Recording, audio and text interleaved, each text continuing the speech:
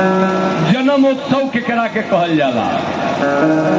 व्यंजू बाजता के जाने रहुआ बेटा के नौकरी लागल होखे, नाल बाजता के जाने रहुआ मुकदमा जीतले होखी, लेकिन थरिया रूपी साज यदि घर में बाजल तो बुझिह कि जन्म रूपी उत्सव भई। जन्म रूपी उत्सव में के मूल प्रमाण उहे साज।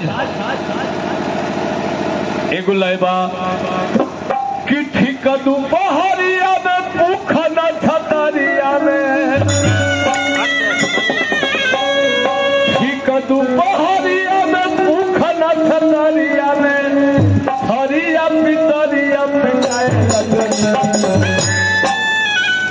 घरे मधुरी सोहरिया सुनाए, मधुरी सोहरिया सुनाए लगली। यदि के अंगना में खिलाया बचनवा, यदि के अंगना में खिलाया बचनवा,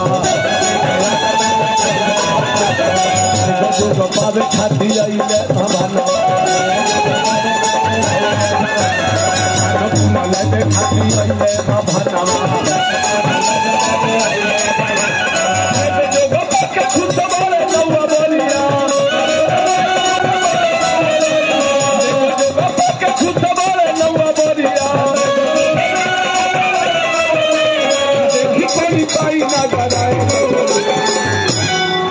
घरे मधुर सोहरिया